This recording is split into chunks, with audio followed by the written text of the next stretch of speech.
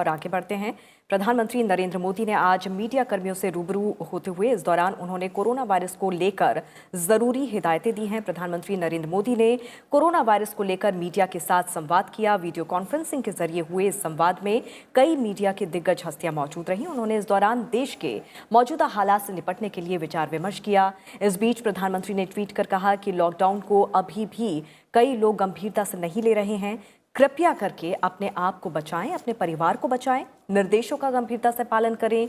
राज्य सरकारों से मेरा अनुरोध है कि वो नियमों और कानूनों का पालन करवाएं। इससे पहले प्रधानमंत्री ने कोरोना वायरस के खिलाफ जंग लड़ रहे प्रत्येक व्यक्ति का आभार व्यक्त किया है। उन्होंने कहा है कि ये एक अच्छा संकेत है, लेकिन ये शुरुआत है और जीत के लिए एक लंबी लड़ाई लड़नी होगी। उन्होंने कहा कि इस संकल्प और संयम के साथ सोशल डिस्टेंसिंग यानी कि एक दूसरे से दूरी बनाए रखने के लिए तैयार रहना चाहिए।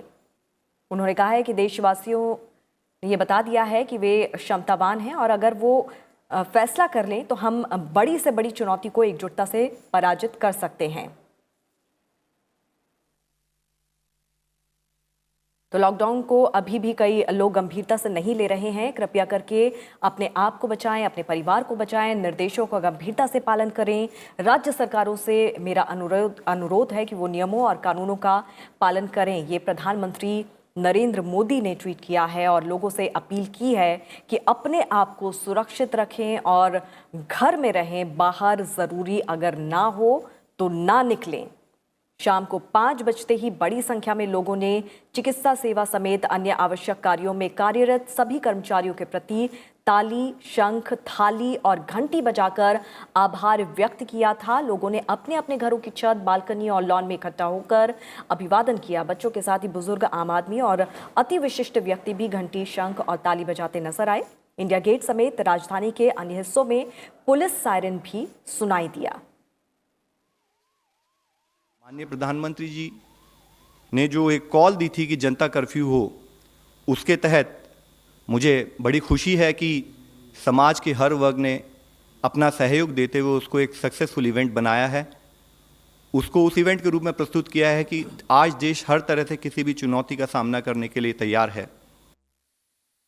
राष्ट्रपति रामनाथ कोविंद और उनकी पत्नी ने भी आभार व्यक्त किया। उपराष्ट्रपति एम वेंकैया नायडू ने भी आभार जताया था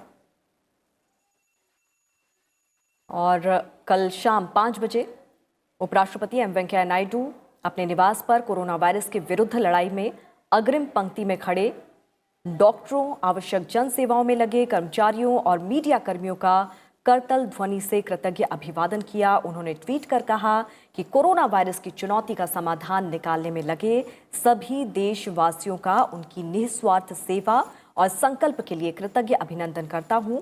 आइए इस चुनौती का मिलकर सामना करें। सामाजिक व्यवहार में दूरी रखें और यथासंभव सावधानी बरतें। स्वस्थ रहें, सुरक्षित रहें। लोकसभा अध्यक्ष ओम बिरला ने भी जनता कर्फ्यू का पालन किया। इस मौके पर उन्होंने देश के सभी नागरिक का जनता कर्फ्यू के दौरान असाधारण संकल्प और धैर्य के लिए अभिनंदन किया। उन्होंने ट्वीट करते हुए कहा कि ये जंग तभी जीती जा सकती है जब हम सभी सावधान और जागरूक रहें और अपने साथ दूसरों का भी बचाव करें। उन्होंने कहा कि हमें धैर्य और विश्वास से कोरोना वायरस से जीतना होगा।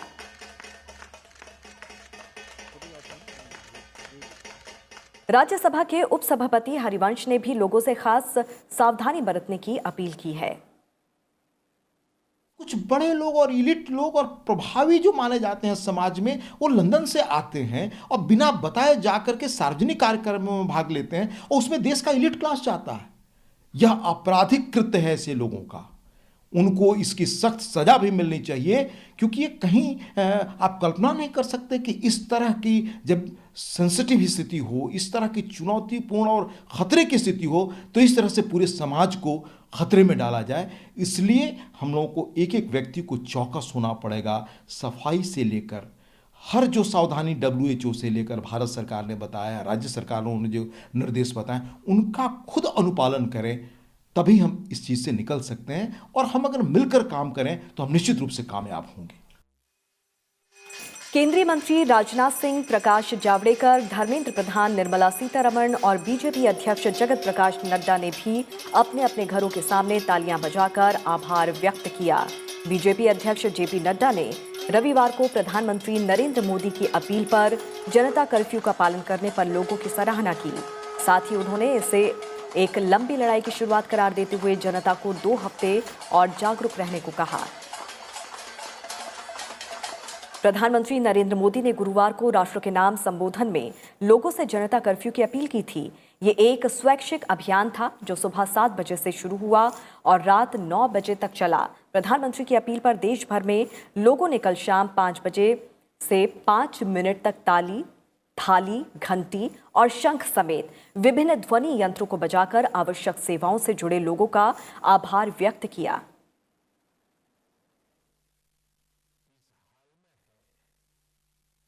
प्रधानमंत्री नरेंद्र मोदी की मां हीराबेन ने अपने घर पर ही थाली बजाकर उन सभी का आभार प्रकट किया जो कोरोना वायरस की वैश्विक महामारी के बीच लोगों को आवश्यक सेवाएं पहुंचा रहे हैं।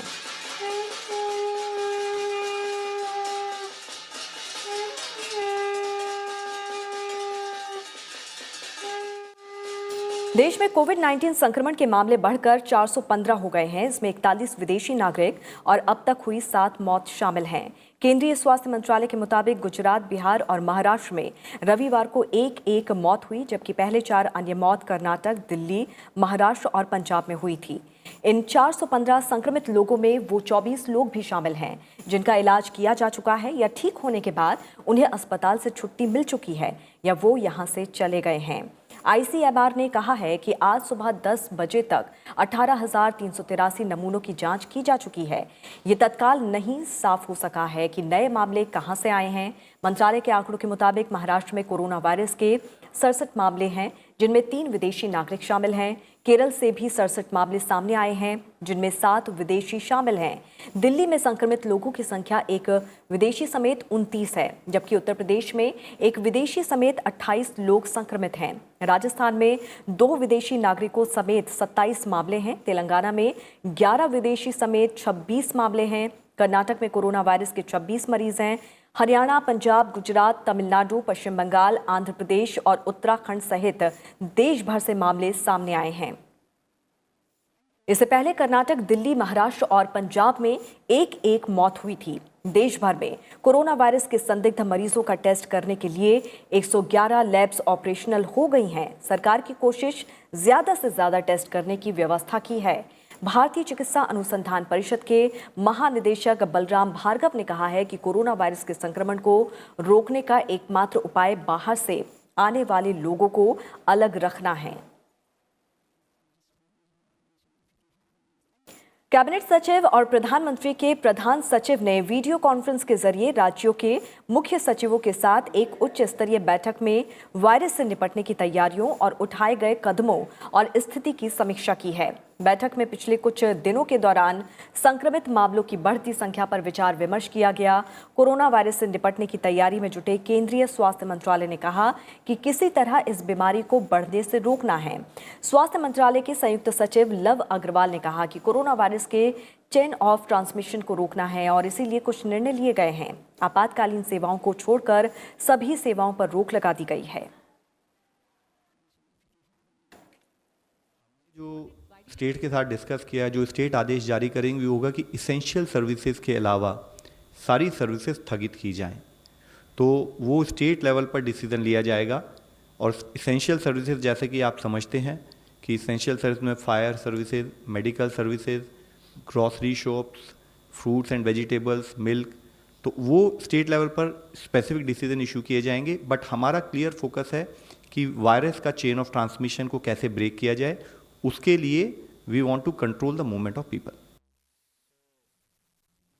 कोरोना पर पाबंदी के लिए दिल्ली, हरियाणा, उत्तर प्रदेश के 15 जिले, उत्तराखंड, राजस्थान, पंजाब, चंडीगढ़, बिहार और झारखंड समेत कई राज्यों और केंद्र शासित प्रदेशों में लॉकडाउन कर दिया गया है। राजधानी दिल्ली में इस दौरान आवश्यक सेवाओं पर कोई पाबंदी नहीं रहेगी।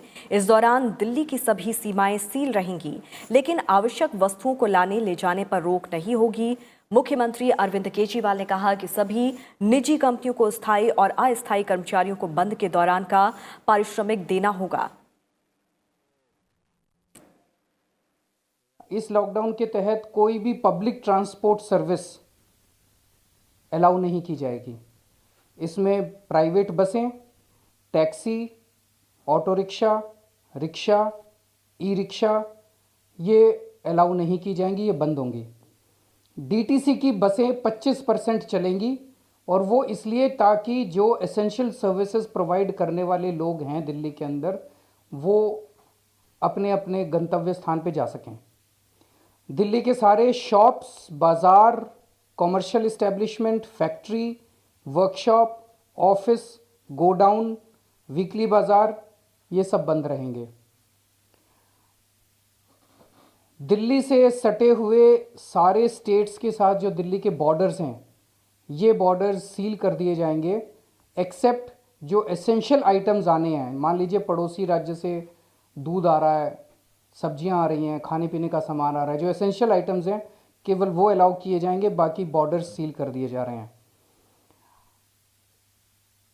इंटरस्टेट बसेस, ट्रेन्स और मेट्रो सर्विसेज ये भी सस्पेंड की जा रही हैं। सभी डोमेस्टिक और इंटरनेशनल फ़्लाइट्स दिल्ली में जो आ रही हैं वो सारी सस्पेंड की जा रही हैं। कंस्ट्रक्शन एक्टिविटी सारी दिल्ली के अंदर बंद की जा रही है। जितने रिलीजियस प्लेसेस हैं किसी भी धर्म के हों वो सारे बंद किए जा रहे हैं। और सभी लोगों से ये निवेदन है कि वो ज़्यादा से ज़्यादा अपने घर में रहें। पूरी दुनिया से जो हमें सीखने को मिला वो यही कि जितना आप कम से कम बाहर निकलेंगे, जितना आप कम से कम दुनिया के संपर्क में आएंगे, उतना हम अपने आप को बचा सकते हैं। कोरोना वायरस की चुनौतियों से निपटने के लिए उत्तर प्रदेश के मुख्यमंत्री योगी आदित्यनाथ ने लखनऊ, गोरखपुर, कानपुर समेत 16 जिलों को लॉकडाउन कर दिया है। इन जिलों की समीक्षा की जाएगी और जरूरत पड़ने पर लॉकडाउन आगे बढ़ाया जाएगा। हर धार्मिक स्थल के बाहर हम लोगों ने बड़े बड़े होर्डिंग्स, पोस्टर आदि चस्पा कर दिए हैं। लोग उस सावधानी को देखें। दिहाड़ी मजदूरों के लिए, श्रमिकों के लिए, डेली ठेला, खोमचा, रेहड़ी, रिक्शा लगाने वालों के लिए, अन्य उन लोगों के लिए जिनके पास चाहे वो मनरेगा के मजदूर हों, अंत्योदय के कार्ड धारक हों, उन सब के लिए भी राहत पैकेज की घोषणा प्रदेश सरकार पहले से कर चुकी है। 15 जनपद पहले चरण में जहां पर कोरोना वायरस से कोई पीड़ित प्रभावित है या उन्हें आइसोलेट करने के लिए कहीं रखा गया है, ऐसे 15 जिले पहले चरण में पूरी तरह लॉकडाउन करने की कार्रवाई प्रदेश सरकार आगे बढ़ाने जा रही है। कोरोना वायरस के संक्रमण को देखते हुए पूरे बिहार में लॉकडाउन घोषित कर दिया गया है। इसे तत्काल प्रभाव से लागू कर दिया गया है, जो 31 मार्च तक प्रभावी रहेगा। आवश्यक सेवाओं को इससे मुक्त रखा गया है। राज्य में अब तक 114 संदिग्ध लोगों को विभिन्न अस्पतालों में भर्ती करवाया गया है। इनमें 110 की रिपोर्ट नेगेटिव आई है। कर्नाटक में संक्रमण से सर्वाधिक प्रभावित 9 जिलों में 31 मार्च तक लॉकडाउन घोषित कर दिया गया है। पूरे राज्य में सार्वजनिक परिवहन सेवाएं बंद रहेंगी। तेलंगाना ने भी आपातकालीन सेवाओं के अलावा सभी सेवाएं बंद की हैं और इस महीने की 31 तारीख तक सभी अंतर्राज्यीय सीमाएं भी बंद रहेंगी। पश्चिम बंगाल में लॉकडाउन 27 मार्च तक प्रभावी रहेगा। आवश्यक सेवाओं को इससे बाहर रखा गया है। इस दौरान सभी सार्वजनिक परिवहन सेवाएं बंद रहेंगी और 7 से अधिक लोगों के एक जगह एकत्र होने पर पाबंदी रहेगी। पंजाब के मुख्यमंत्री ने राज्य में सभी गैर जरूरी सेवाओं और व्यवस्थाओं को 31 मार्च तक के लिए और अनिश्चितकाल तक के लिए प्रभाव से बंद कर दिया है और इस दौरान स्वास्थ्य, बिजली, आपात परिवहन सेवाएं, दूध, अनाज और दवाओं की आपूर्ति जारी रहेगी। कैबिनेट सेक्रेटरी की अगुवाई में हुई बैठक के बाद देश में पहली बार ट्रेनों पर पाबंदी का फैसला लिया गया है और 31 मार्च की आधी रात तक यात्री ट्रेनें नहीं चलेंगी। उन यात्रियों का किराया लौटाने के नियमों में ढील दी गई है जिन्होंने 21 मार्च से 21 जून के बीच की टिकट बुक कराई है। देश भर में उपनगरीय और मेट्रो रेल सेवाओं के साथ ही अंतर्राज्यीय परिवहन सेवाओं को भी बंद किया गया है।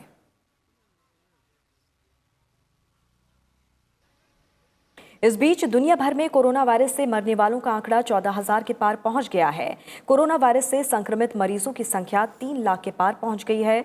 यूरोप में हालत बेहद खराब है। एक दिन में स्पेन में 394 मौतें हुई हैं। वहीं इटली में रविवार को 651 और कोरोना संक्रमितों की मौत हुई है। इसके साथ ही कोरोना वायरस संक्रमण से मौत के मामले में इटली दुनिया में करीब 5500 मौतों के साथ सबसे ऊपर है। हालांकि इटली में कोरोना वायरस संक्रमण से शनिवार को हुई 793 मौतों के मुकाबले रविवार को कम लोगों की जान गई। वहीं कुल संक्रमितों का आंकड़ा 10.4% बढ़कर 59,138 तक पहुंच गया है। इटली में इस वायरस से अब तक कुल 5,476 लोगों की मौत हो चुकी है। अमेरिका भी महामारी घोषित कोरोना वायरस की भयंकर चपेट में आता दिखाई दे रहा है। यहां पिछले 24 घंटे में कोरोना वायरस से 100 से अधिक लोगों की मौत हुई है, जिसके साथ ही देश में इस बीमारी से जान गंवाने वालों की संख्या बढ़कर 389 हो गई है। अब तक सबसे अधिक न्यूयॉर्क में 114 मौतें, वॉशिंगटन में 94 मौतें और कैलिफोर्निया में 28 मौतें हुई हैं। अमेरिका में कम से कम 30,000 लोग इस विषाणु से संक्रमित हुए हैं। संक्रमित होने वालों में अमेरिकन सीनेटर रैंड पॉल भी शामिल हो गए हैं। ताज़ा केस जर्मनी से सामने आया है, जहां चांसलर एंजेला मर्केल को क्वारंटीन होना पड़ा है। हालांकि मर्केल के टेस्ट अभी होने बाकी हैं और ये देखा जाना है कि वो कोविड-19 इन्फेक्शन के लिए पॉजिटिव हैं या नहीं। जर्मनी में अब तक कोरोना के चलते 93 लोगों की मौत हो चुकी है। फ्रांस एथलेटिक्स प्रमुख ने भी टोक्यो ओलंपिक स्थगित करने की मांग की है। फ्रांस एथलेटिक्स महासंघ के अध्यक्ष ने रविवार को कहा कि उन्हें ये बात समझ नहीं आ रही है कि अंतर्राष्ट्रीय ओलंपिक समिति कोरोना वायरस महामारी से उत्पन्न हुए हालात के बावजूद टोक्यो ओलंपिक स्थगित करने से क्यों इनकार कर रही है। हालांकि अंतर्राष्ट्रीय ओलंपिक समिति ने रविवार को कहा कि दुनिया भर में कोविड-19 के प्रकोप के चलते ओलंपिक स्थगित करना एक विकल्प है, लेकिन टोक्यो ओलंपिक रद्द करना उसके एजेंडे में नहीं है।